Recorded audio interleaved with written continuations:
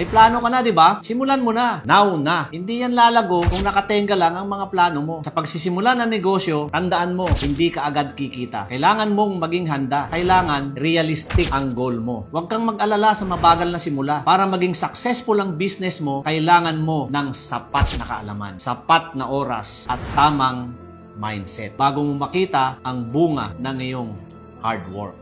Unang araw, nag-try ka, hindi yan magiging okay. Pag-aralan mo kung bakit hindi naging okay. Subukan mo ulit kinabukasan, hindi pa rin naging okay. Pag-aralan mo ulit kung bakit hindi naging okay. Huwag kang mag-quit. Subukan mo ng buong 1 linggo, hindi pa rin naging okay. Pag-aralan mo kung bakit hindi pa rin naging okay. Huwag kang mag-quit. Pagpatuloy mo yan sa loob ng 1 buwan, alamin mo ang mga dahilan kung bakit hindi pa rin naging okay. Huwag kang mag-quit. Hanggang abutin ka ng 1 taon. Hindi pa rin naging okay, alamin mo kung bakit hindi pa rin naging okay. Huwag kang mag-quit.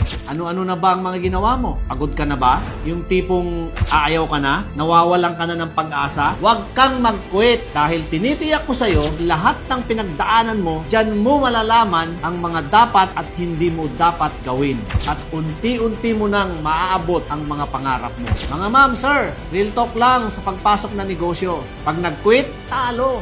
Kaya, huwag kang mag-quit.